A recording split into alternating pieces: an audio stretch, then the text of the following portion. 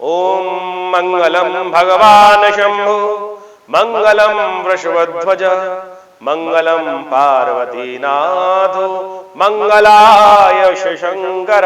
नमस्कार, स्वागत है आपका आचार्यवाणी में। आचार्य डॉक्टर विक्रमादित्य आपके साथ हूं और आज का विषय हमारा है मेष राशि वालों के लिए कैसा रहेगा सितंबर का पहला समय, जो पहला पक्ष आ रहा है वो कैसा रहेगा। देखिए, सितंबर में कई ग्रहों का परिवर्तन का योग बन रहा है। ऐसे में मंगल का भी परिवर्तन होने वाला है, साथ साथ शुक्र का परिवर्तन का योग बना रहा है।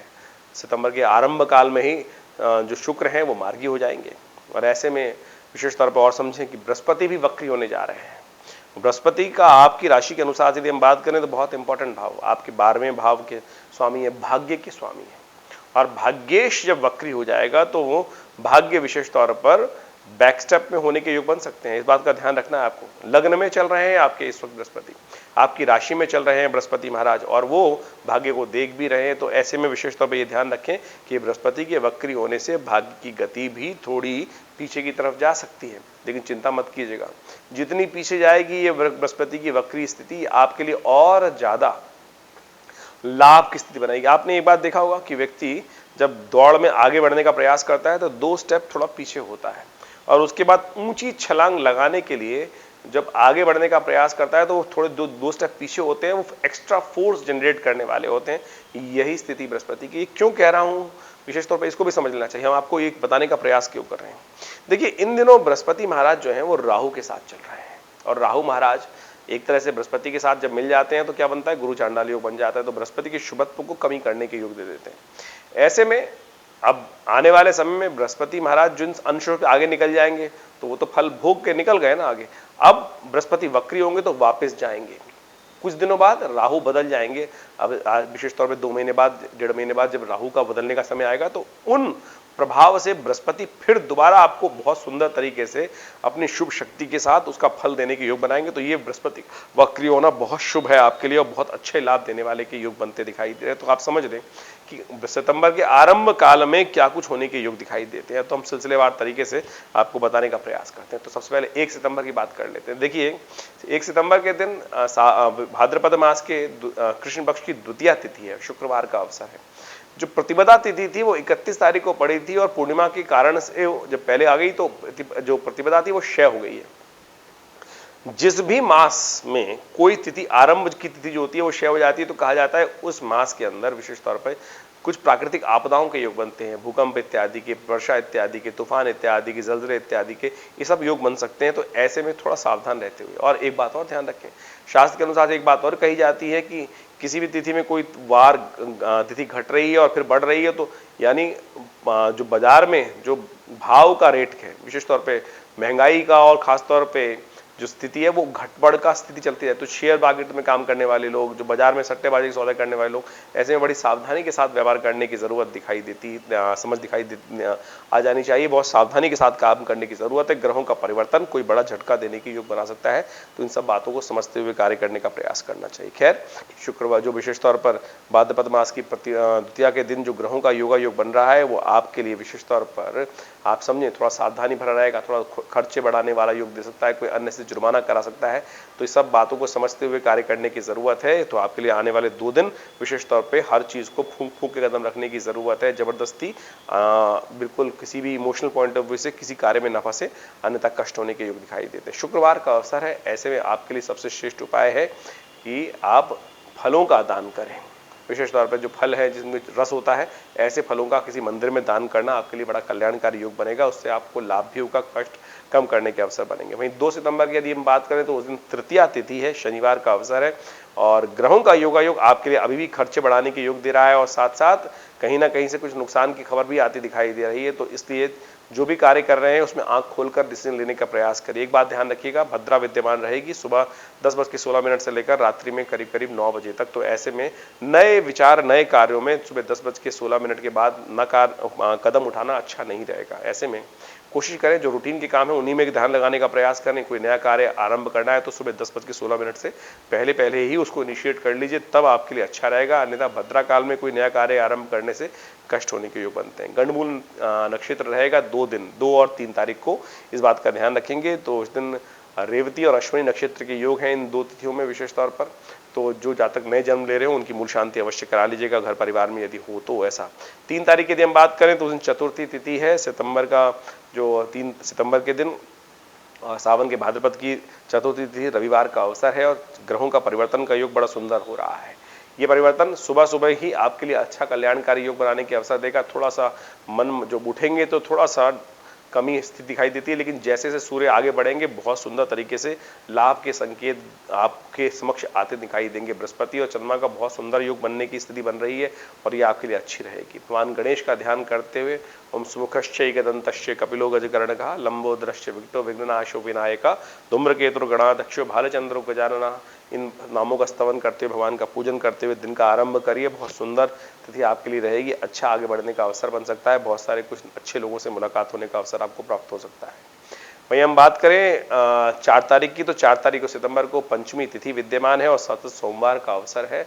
ऐसे में शुक्र भी सुबह सुबह मार्गी होते दिखाई दे रहे हैं और शुक्र का मार्गी होना आपकी राशि के अनुसार से यदि हम कहें तो बहुत अनुकूल रहेगा। सुख का पदार्पण करने के अवसर बन सकते हैं, सुख में कुछ नए इजाफे होने के योग बन सकते हैं और ऐसे में किसी गरीब परित्यक्त लोगों की सेवा करने से आपको लाभ प्राप्ति के योग बनेंगे बहुत सुंदर तरीके से। भगवान सूर्य का ध्यान करें, उन्हें अर्घ्य दें, ये सुंदर उपाय है, इसको करके कार्य आरंभ करना बहुत सुंदर रहेगा। भगवती शिव पार्वती दोनों का स्तवन करके कार्य आरंभ करें, कल्याण के योग बनेंगे। वहीं 5 तारीख की यदि हम बात करें तो उस दिन विशेष तौर पर ग्रहों का योग दिखाता है कि षष्ठी तिथि मंगलवार का अवसर और एक ग्रह और परिवर्तन की तरफ जा रहा है। चंद्रमा भी परिवर्तन की तरफ जाएंगे और बृहस्पति महाराज वक्री हो जाएंगे और ऐसे में बृहस्पति का वक्री होना विशेष तौर पर आपके लिए थोड़ा सा आपको एग्रेसिव बना सकता है, इस बात का ध्यान रखिएगा। थोड़ा सा मतभेद उत्पन्न कर सकता है, आप बहुत सारी बातों में कुछ अड़ियलपना अपना सकते हैं, तो कोशिश करें थोड़ा प्रैक्टिकल अप्रोच लेने का प्रयास कीजिएगा। जबरदस्ती हर बात में अड़ना, हर चीज में डर के मारे पीछे कदम हटाना ठीक नहीं होता। थोड़ा सा हर चीज को विचार कर लें और फिर उसके बाद तटस्थ होंगे। कई बार सामने वाला आपके पीछे कदमों को हटा के देखकर आपको कमजोर समझ सकता है, इस बात का ध्यान रखिएगा। इस बात का ध्यान रखते हुए कार्य करने की जरूरत है, तो इस बात को समझते हुए कार्य करें। ग्रहों का योग परिवर्तन की तरफ जाएगा और ये परिवर्तन आपके लिए एक विशेष तौर पर कोई भी कार्य नया कार्य आरंभ करने हो तो माता जी का आशीर्वाद लेकर, अपनी माँ का आशीर्वाद लेकर, माता तुल्य व्यक्तियों का आशीर्वाद लेकर कार्य करना आपके लिए अच्छा रहेगा। भद्रा विद्यमान हो जाएगी शाम को 6:45 पर। कोई नया कार्य आरंभ करना हो तो सुबह की तिथि अच्छी दिखाई देती है और शाम के समय थोड़ा सा विघ्न दिखाई देता है, तो शाम को करीब करीब 3:45 बजे के बाद कोई नए कार्य को, नए विचार को, नए प्रोजेक्ट को हाथ में लेना थोड़ा नुकसानदायक साबित हो सकता है। वहीं बात करें 6 तारीख की और 6-7 तारीख की, 6 और 7 तारीख की गणनाओं को आप समझ लें। जन्माष्टमी के तरफ विशेष तौर पर कई बार मन में भेद उत्पन्न हो जाए। भारतीय संस्कृति में कई प्रकार के संप्रदाय हैं, रामानुजाचार्य संप्रदाय, वैष्णव संप्रदाय, स्मार्त संप्रदाय, शैव संप्रदाय, शाक्त संप्रदाय, अनेक अनेक संप्रदाय हैं और उन सब संप्रदायों में उनके अलग अलग मत भारतीय संस्कृति में देश काल परिस्थिति के अनुसार से बताए गए हैं। तो जन्माष्टमी भी आमतौर पर 2 तिथियों मनती है कई बार, तो इस बार भी जन्माष्टमी के संबंध में भ्रांति कई जगह उत्पन्न हो सकती है। तो स्मार्थों के लिए जो जन्माष्टमी है वो 6 तारीख की रहेगी, जो उनकी काल गणना के अनुसार से रहेगी। वहीं वैष्णव संप्रदाय जो है उनके लिए तिथि जो श्रीगढ़ मनती दिखाई दे रही है वो 7 तारीख की दिखाई देती है। ग्रहों की गणना विशेष तौर पर यदि हम 6 तारीख की बात करें तो उस दिन सप्तमी तिथि उदया तिथि के रूप में विद्यमान है और दोपहर के बाद अष्टमी का आगमन हो जाएगा। साथ साथ बुधवार का अवसर भी है और ग्रहों की गणना विशेष तौर पर दिखाती है कि उस दिन रोहिणी नक्षत्र भी है और साथ साथ वृषभ राशि में चंद्रमा जो चल रहे हैं वो बहुत सुंदर योग बना रहे हैं। तो स्मार्थों के लिए जन्माष्टमी का सुंदर योग बन रहा है। ग्रहों की गणना आपके लिए विशेष तौर पर यदि हम बात करें तो लाभ के संकेत दे रही है और बहुत सुंदर तरीके से आगे बढ़ने के अवसर आपको प्राप्त हो सकते हैं। ऐसे में विशेष तौर पर चावल का दान करना आपके लिए बड़ा अच्छा है। भगवान कृष्ण को मक्खन मिश्री का भोग लगाना आपके लिए बड़ा श्रेष्ठ उपाय दिखाई देता है, उससे आपके लिए और आगे बढ़ने के अवसर आपको मिल सकते हैं। बहुत सुंदर योग बन सकता है आपके लिए। तो आप जो जन्माष्टमी जो है वो भी बड़े आनंद के साथ मना सकते हैं। 7 तारीख की यदि हम बात करें तो उस दिन जन्माष्टमी के लिए बड़ा सुंदर योग बन रहा है। उदया तिथि के रूप में अष्टमी विद्यमान है जो दोपहर के बाद तक रहेगी, तो उस दिन उदया तिथि अष्टमी प्रशस्त हो गई। उसके साथ साथ रोहिणी नक्षत्र भी विद्यमान है।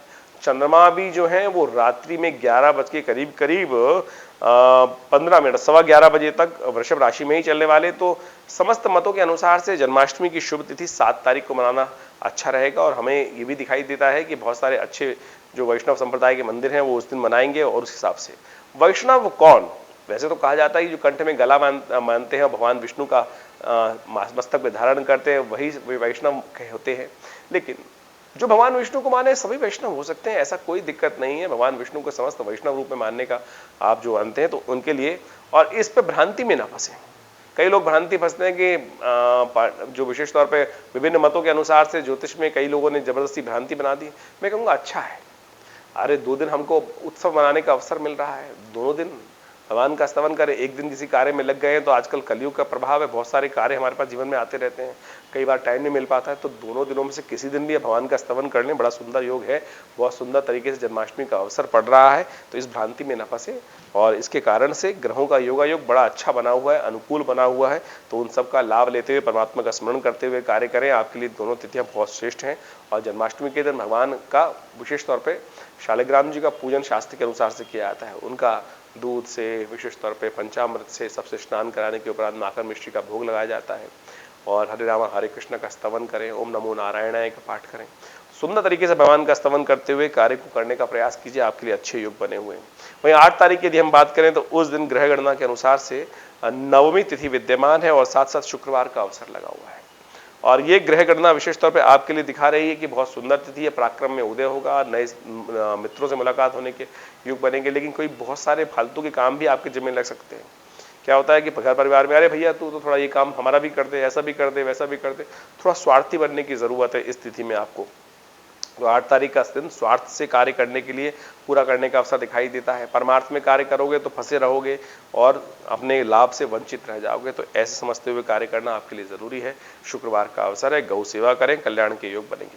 वहीं 9 सितंबर के लिए हम बात करें तो उस दिन ग्रहों की गणना विशेष तौर पर पंचांग की गणना दिखाती है कि भाद्रपद मास के कृष्ण पक्ष की 10वीं तिथि है, शनिवार का अवसर है। और शनिवार का अवसर विशेष तौर पर आप समझ लें ग्रह गणना के अनुसार से आपको समझ लेना चाहिए। और मेष राशि वालों के संबंध में बात करें तो इस वक्त आपकी राशि के अनुसार से शनि और मंगल का षडाष्टक योग जो चल रहा है वो कहीं ना कहीं थोड़ा सा परेशानी कर सकता है, तो उसको ठीक करने का प्रयास आपको करना चाहिए। किसी पीपल के पेड़ के पास जाकर थोड़ा से तिल डालकर एक दिया प्रज्वलित कर दीजिए तेल का, यह बड़ा कल्याणकारी आपके लिए अच्छा रहेगा। तो अननेसेसरी के झगड़े परेशान कर सकते हैं। सुबह सुबह भद्रा विद्यमान हो जाएगी, 6:21 से लेकर पूरे दिन तक भद्रा विद्यमान रहेगी, तो नए कार्यों को उस दिन करने से बचने का आपको प्रयास करना चाहिए। वहीं 10 तारीख की यदि हम बात करें तो 10 तारीख की ग्रह गणना विशेष तौर पर दिखाती है कि एकादशी की तिथि है, रविवार का अवसर है और उस दिन अजा एकादशी है। भगवान विष्णु का स्तवन करने के लिए बहुत सुंदर तिथि मानी जाती है। कहा जाता है किसी और तिथि में व्रत करें ना करें, कम से कम इस कलयुग में एकादशी के दिन व्रत अवश्य करने का प्रयास करना चाहिए। और ऐसे में चावल का दान करना बड़ा अच्छा रहेगा। ग्रह गणना आपके लिए दिखा रही है कि आपके लिए समय अनुकूल है और सुबह सुबह बहुत से पराक्रम करने का लाभ प्राप्त होगा और शाम तक उसका लाभ का प्रभाव भी आपको उत्पन्न होता दिखाई दे रहा है। चंद्रमा के परिवर्तन के साथ साथ जो पूर्व सुबह 10:30 के बाद परिवर्तन का योग बनेगा वो आपके लिए लाभ के संकेत कहीं ना कहीं देने के योग बनाएगा। शुक्र के साथ जिस प्रकार से चंद्रमा का योग बनेगा वो अच्छा रहेगा और वो आपके लिए कल्याणकारी योग बन सकते हैं। तो इन सब चीज़ों को समझते हुए, अपनी तिथि वाइज कार्य को समझते हुए, अपने दिन के समय को समझते हुए कार्य करेंगे तो बहुत सुंदर रहेगा। नमस्कार।